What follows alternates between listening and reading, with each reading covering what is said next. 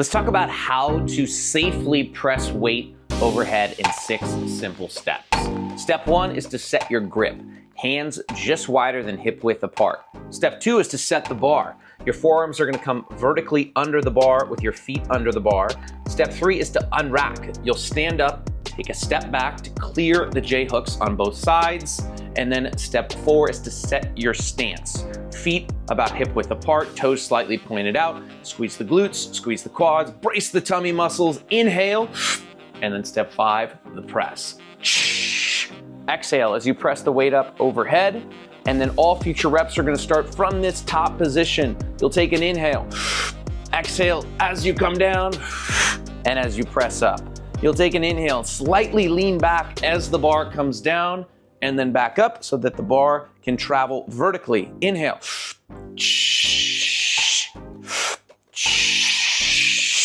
On your final rep, inhale. Exhale the bar down, walk it in all the way till it hits the J hooks, and then set it back down.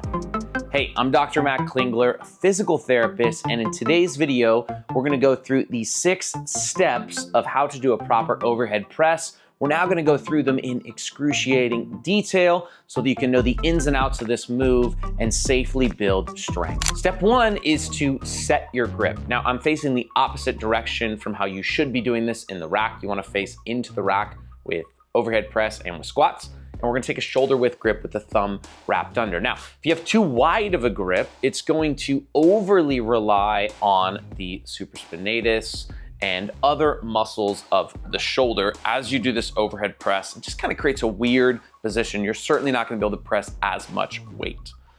If you take too narrow of a grip, you're gonna be more likely to internally rotate and impinge the shoulder, and it also makes the bar much less balanced. So what you want is a nice shoulder width grip as you're going through your overhead press. I also recommend hooking the thumbs under the bar.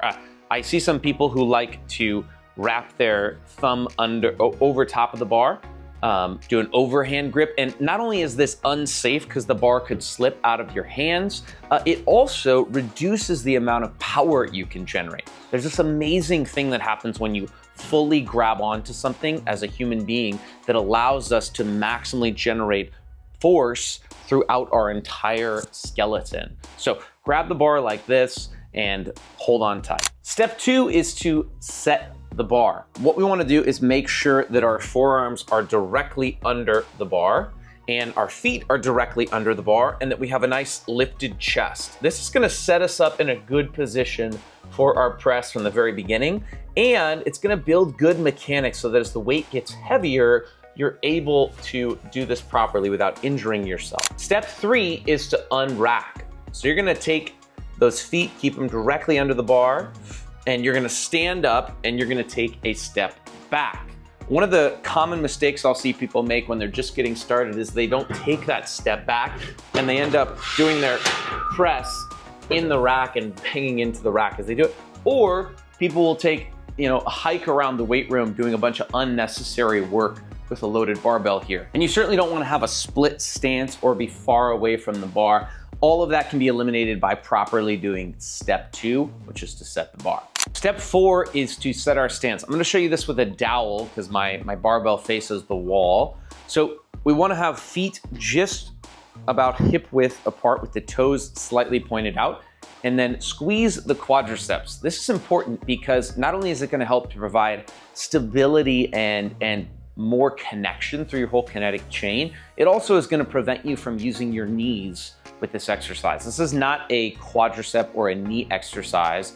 We want it to be an upper body exercise. You don't want to have extra weight on your upper body more than you can tolerate with your shoulders and upper body. So keep those legs locked out. Then you're also gonna think about squeezing your glutes, your butt muscles. These are gonna help to prevent overarching of the lumbar spine and aid in core stability. You're gonna squeeze your core. Think about bracing, pushing your abdominal muscles out. Like if you were to cough or bear down, those are the muscles that we want activated. We're gonna lift the chest, and then we're gonna take a big inhale. And that's step 4, setting our stance. Step 5 is the press. So now that we've got everything braced, lifted, we're going to slightly lean back and then exhale forcefully as we press the weight overhead. As we're coming up over our head, when we get to about the top of our forehead, we're gonna start to lean our weight forward. One of the most common mistakes I'll see with new lifters with this portion of the move is that they bring the bar way forward in a big arc and then down and around, like it's a big loop. This places unnecessary strain on the shoulders in the frontal plane and will make this movement much tougher to add weight. So you want to keep the bar completely vertical and right over your midfoot, just like with the squat and the deadlift. So we want to lean back slightly to clear the face, press up overhead, and as you're starting to get past your noggin, you can start to lean forward, continuing to keep the bar vertical over the head. So also really important that we exhale throughout the entire movement. For a more advanced lifter, you may want to consider a Valsalva where you're not breathing, because once you've inhaled, you've created a lot more stability in the trunk and power to generate with that breath. And so if you hold, you're going to have maximal stability. Now, most of our clients, we don't recommend that they do the Valsalva because of concerns about pelvic floor health. But if you're an advanced lifter, don't have any issues with your pelvic floor, the Valsalva is research proven to generate the most amount of stability for the spine. At the top of a properly performed press, you're gonna wanna do a shrug, lifting the shoulders towards the ears, almost like you're trying to reach the bar up as high as you possibly can.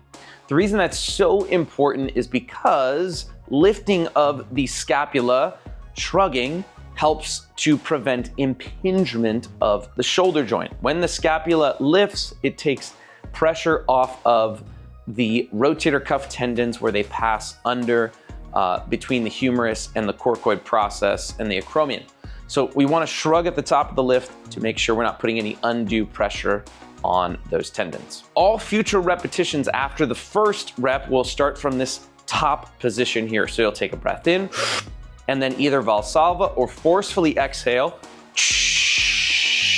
as the weight comes down, and then you almost bounce out of this bottom position directly back up. Your triceps are like this amazing loaded spring at the bottom of that exercise, and they'll help to push the weight up out of that weaker bottom position. So breath in, exhale, you're leaning back as the bar comes down and then pressing back up. And I'll show you now a full speed one. Once you finish your final rep, you'll exhale back down to the rack position and maintain everything you built up to unrack the bar all the way in to the rack. So your chest is still gonna stay lifted, you're still gonna be generating a nice powerful grip, the bar stays close, and you're gonna walk that bar all the way into the rack and then set it down. Often we'll see clients quite fatigued at the end of a set of overhead press, and they lose that nice extended position and they wanna dump the bar forward into the rack, and it's unsafe and prevents them from keeping proper technique throughout the entire movement. It also puts the shoulder at risk of injury because it's in a pretty vulnerable position when you dump forward like that. Another common mistake we'll see is people doing one side of the bar at a time, which can be pretty unsafe. You want to be able to walk the bar all the way in, touch both sides of the uprights at the same time, check it, and then set it down. That is the safest way to re-rack your bar. Now, I want to end this video by talking about proper progression with the overhead press, because good form and good progression are the two ingredients in recipe for success for making strength gains with pressing overhead. Now, with a squat and a deadlift, you can pretty easily make 5, 10, maybe even 15-pound jumps from workout to workout as you're building up strength. But with the overhead press, you're probably looking at 1 to 5 pound increments from workout to workout. So think if you're gonna do 20 pounds for your working sets, your 3 sets of 5 one day, the next day you might need to do 21 pounds.